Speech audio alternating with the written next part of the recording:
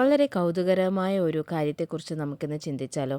ബൈബിളിൽ 3 എന്ന സംഖ്യ പലതവണ ആവർത്തിച്ച് കാണപ്പെടുന്നത് വെറും യാദൃച്ഛികമാണോ? അതോ ദൈവം അതിലൂടെ ഒരു പ്രത്യേക സന്ദേശം നൽകുന്നുണ്ടോ? ബൈബിൾ ശ്രദ്ധയോടെ വായിക്കുന്നവർക്ക് മനസ്സിലാകും ചില സംഖ്യകൾ ആവർത്തിച്ചു വരുന്നതായി. അവയിൽ ഏറ്റവും ശ്രദ്ധേയമായ ഒന്നാണ് 3 എന്ന സംഖ്യ.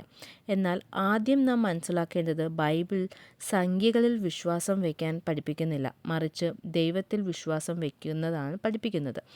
എന്നാൽ ചില സംഖ്യകൾ ആത്മീയ സത്യങ്ങളെ ഓർമ്മിപ്പിക്കുന്ന പ്രതീകങ്ങളായി ഉപയോഗിച്ചു വരുന്നുണ്ട്.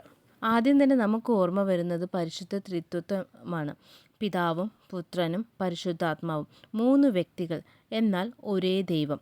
ക്രൈസ്തവ വിശ്വാസത്തിൻ്റെ അടിസ്ഥാന സത്യങ്ങളിൽ ഒന്നാണിത്. രണ്ടാമതായി യേശുക്രിസ്തുവിൻ്റെ ഉയർത്തെഴുന്നേൽപ്പ്. യേശു 3 ദിവസം മരണത്തെ ജയിച്ച് ഉയർത്തെഴുന്നേറ്റു.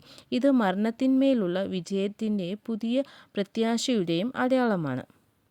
ഇനി മറ്റൊരു സംഭവം പത്രോസിൻ്റെ ജീവിതത്തിലാണ്.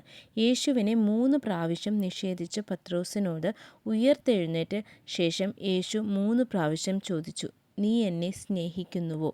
ഓരോ ചോദ്യത്തിലൂടെയും യേശു അവനെ കുറ്റപ്പെടുത്തുകയല്ലായിരുന്നു, മറിച്ച് അവനെ പുനഃസ്ഥാപിക്കുകയായിരുന്നു. ഇതിലൂടെ ദൈവത്തിൻ്റെ ക്ഷമയും സ്നേഹവും നമുക്ക് കാണാൻ കഴിയും. അതുപോലെ യേശു മരുഭൂമിയിൽ 3 പ്രധാന പ്രലോഭനങ്ങളെ നേരിട്ടു.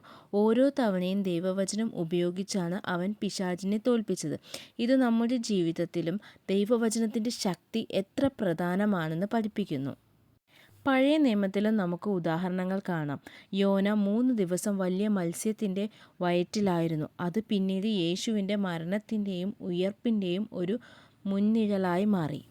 ഇതെല്ലാം നോക്കുമ്പോൾ 3 എന്ന സംഖ്യയുടെ ആവർത്തനം വെറും യാദൃച്ഛികമാണെന്ന് പറയാൻ പ്രയാസമാണ്. ബൈബിളിലെ പല പണ്ഡിതന്മാരും ഇതിനെ ദൈവത്തിൻ്റെ പൂർണ്ണത, സാക്ഷ്യം, ദൈവിക പ്രവർത്തനം എന്നിവ സൂചിപ്പിക്കുന്നു എന്ന് പ്രതീകമായി കാണുന്നു.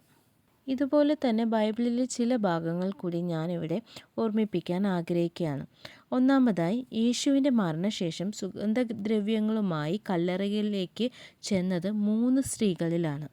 രണ്ടാമത്, ക്രൂശുമരണത്തിന് ആകെ 3 ക്രൂശുകളായിരുന്നു. മൂന്നാമതായി, പൗലോസിന് കാഴ്ചയില്ലാതിരുന്നത് 3 ദിവസങ്ങൾ ആണ്.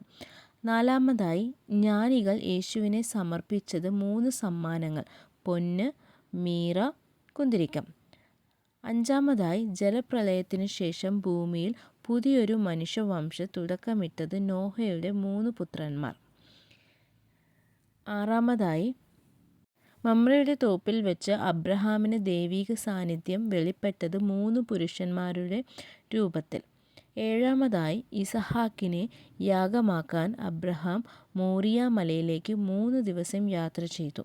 എട്ടാമതായി, മരുഭൂമിയിൽ യാഗങ്ങൾ അർപ്പിക്കാൻ ഇസ്രായേൽ ജനങ്ങളെ 3 ദിവസത്തെ യാത്രയ്ക്ക് വിടണമെന്ന് മോശ ഫറവോനോട് ആവശ്യപ്പെട്ടു. അതുകൊണ്ട് ബൈബിളിൽ 3 എന്ന സംഖ്യ ആവർത്തിച്ചു വരുമ്പോൾ അത് നമ്മെ ഓർമ്മിപ്പിക്കുന്നത് ദൈവത്തിൻ്റെ പൂർണ്ണത, ദൈവത്തിൻ്റെ വിശ്വാസ്യത, പുനഃസ്ഥാപനം, ഉയർപ്പ്, പ്രത്യാശ, ദൈവിക സാക്ഷ്യം.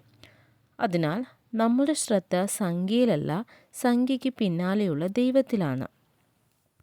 ഇതെല്ലാം കേട്ടിട്ട് ഒരു തെറ്റിദ്ധാരണ വരരുത്. ബൈബിൾ ഒരിടത്തും 3 എന്ന സംഖ്യയ്ക്ക് അത്ഭുത ശക്തിയുണ്ട് എന്ന് പറയുന്നില്ല. ഭാഗ്യസംഖ്യയുമല്ല. കണ്ടാൽ അനുഗ്രഹം ലഭിക്കുമെന്നുമില്ല. സംഖ്യകളെ ആരാധിക്കരുത്. സംഖ്യകളിലൂടെ ദൈവം പറയുന്ന സന്ദേശം മനസ്സിലാക്കുകയാണ് വേണ്ടത്. പ്രിയരെ, ഇന്ന് നാം കണ്ടത് ബൈബിളിൽ 3 എന്ന സംഖ്യ പലതവണ പ്രത്യക്ഷപ്പെടുന്നതാണ്.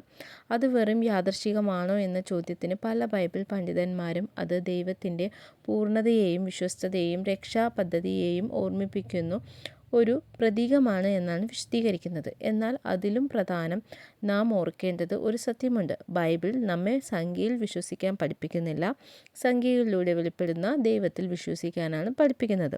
അതിനാൽ 3 എന്ന സംഖ്യയെ ഒരു അത്ഭുത ശക്തിയായി കാണാതെ അതിലൂടെ ദൈവം നമ്മെ പഠിപ്പിക്കുന്ന ആത്മീയ സത്യങ്ങൾ മനസ്സിലാക്കാൻ ശ്രമിക്കണം. ഓരോ പ്രാവശ്യവും ബൈബിൾ വായിക്കുമ്പോൾ വാക്കുകൾ മാത്രമല്ല, ദൈവത്തിൻ്റെ ശബ്ദവും കേൾക്കുവാൻ നമുക്ക് കഴിയട്ടെ. ദൈവം എല്ലാവരെയും അനുഗ്രഹിക്കട്ടെ. നന്ദി.